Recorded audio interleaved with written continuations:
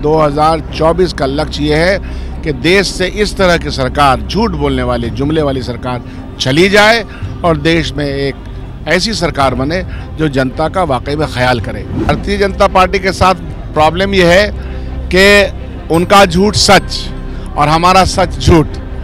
तो ये ढोंगी लोग हैं, डबल स्टैंडर्ड के लोग हैं, उनको तो जवाब देना पड़ेगा ना कि 9 साल में उनके अपने ही वादे वो वफा हुए कि नहीं। किसी और ने तो नहीं कहा था कि हम 2 करोड़ लोगों को नौकरी देंगे, किसी और ने नहीं कहा था कि हम कीमतें कम कर देंगे, किसी और ने नहीं कहा था कि डीजल, पेट्रोल और एलपीजी की कीमतें कम होगी। पटना के गांधी मैदान स्थित गांधी मूर्ति के पास कांग्रेस के कार्यकर्ताओं का, नेताओं का हुजूम उमड़ा हुआ है और जो मौन सत्याग्रह है उसको सफल बनाने के लिए बिहार भर से कई कांग्रेस नेता और कांग्रेस कार्यकर्ता यहाँ पहुँचे हुए हैं। हमारे साथ कांग्रेस विधायक दल के नेता डॉक्टर शकील अहमद खान हैं।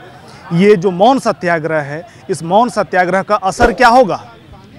इस सत्याग्रह के माने बहुत हैं, क्योंकि ये हमारे राष्ट्रपिता महात्मा गांधी की इस प्रतिमा के नीचे है और हम लोगों ने ये प्रतिज्ञान किया है कि इस देश में जो अधिनायकवाद चल रहा है, इस देश में जो ज़्यादती, जुल्म, नफ़रत, विकास नहीं करना है, ये सब की जो सरकारें चल रही हैं, सामाजिक न्याय के ऊपर जिस तरह का हमला है, संविधान के ऊपर जो हमला है, गरीब से गरीब तरीन लोग हिंदुस्तानी बनते चले जा रहे हैं।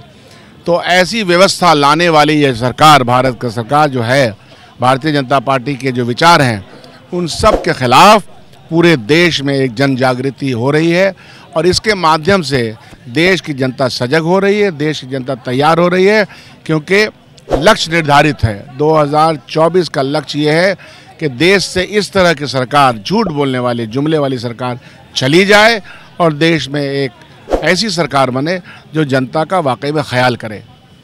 राहुल गांधी को पिछले दिनों जो है गुजरात हाई कोर्ट से जो है और बड़ा झटका लगा था। क्या वो मुद्दा जो है समाप्त होगा? राहुल गांधी फिर से उनको सदस्यता मिलेगी? कोर्ट में जो चीज़ें हैं वो कोर्ट की बात है, लेकिन राहुल गांधी जी देश के लोगों के दिलों में बसे हुए हैं और जो उन्होंने मेहनत किया है, संघर्ष किया है और जिस तरह से सफाई से देश की जनता का पक्ष पार्लियामेंट में रखा है, जो भ्रष्टाचार माननीय प्रधानमंत्री के नाक के नीचे हो रहा है और उनके शह पे हो रहा है, उन सब के खिलाफ जब पार्लियामेंट में उन्होंने बोलना शुरू किया, तभी तो ये सब कुचक्र उनके खिलाफ रचा गया है। भाजपा तो कह रही है कि 9 साल में कोई भी आरोप भ्रष्टाचार के नहीं लगे हैं। आप तो भ्रष्टाचार के साफ साफ आरोप आज के भारतीय जनता पार्टी के साथ प्रॉब्लम ये है कि उनका झूठ सच और हमारा सच झूठ। तो ये ढोंगी लोग हैं, डबल स्टैंडर्ड के लोग हैं, उनको तो जवाब देना पड़ेगा ना कि 9 साल में उनके अपने ही वादे वो वफा हुए कि नहीं। किसी और ने तो नहीं कहा था कि हम 2 करोड़ लोगों को नौकरी देंगे, किसी और ने नहीं कहा था कि हम कीमतें कम कर देंगे, किसी और ने नहीं कहा था कि डीजल, पेट्रोल और एलपीजी की कीमतें कम होगी, किसी ने नहीं कहा था कि हम जीएसटी नहीं लाएंगे। उनके ही बयानात हैं, उनके बयानात चल रहे हैं। माननीय प्रधानमंत्री जी आज के जो हैं, गृह मंत्री जो हैं, उनकी स्मृति ईरानी, न जाने कितने लोग, ये सब के बयानात आप उठा के देख लीजिए। सिलेंडर सर पे लेके घूमती थी जब 450 रुपये सिलेंडर था। तो झूठ और प्रपंच से सरकार बनाई जा सकती है, दिलों में नहीं बसा जा सकता है। दिल में बसते हैं सिर्फ कांग्रेस और राहुल गांधी। क्या लगता है कि 2024 में राहुल गांधी चुनाव लड़ पाएंगे? देश में डेमोक्रेसी बचे, संविधान बचे, संवैधानिक मूल्य बचें, संवैधानिक संस्थाएं बचें, यह लड़ाई राहुल गांधी जी और कांग्रेस पार्टी कर रही है और तमाम समान विचारधारा के लोग कर रहे हैं। इसका प्रश्न है ही नहीं कि व्यक्ति का क्या होगा। व्यक्ति से बड़ा समाज है और समाज की एकता है, समाज के अंदर का जो न्याय प्रणाली है वो है।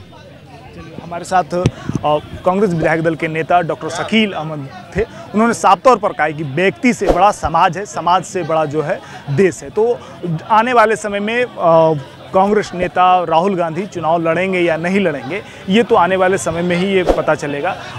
और उन्होंने साफ तौर पर कहा है कि ये जो सत्याग्रह है, मौन सत्याग्रह है, ये देश की जनता तक ये संदेश जाएगा और आने वाले समय में इसका असर भी देखने को मिलेगा। तो इसी तरह के तमाम अपडेट्स के लिए देखते रहें एक न्यूज़ 24 के साथ। कैमरामैन विष्णु के साथ मैं विपुल, पटना।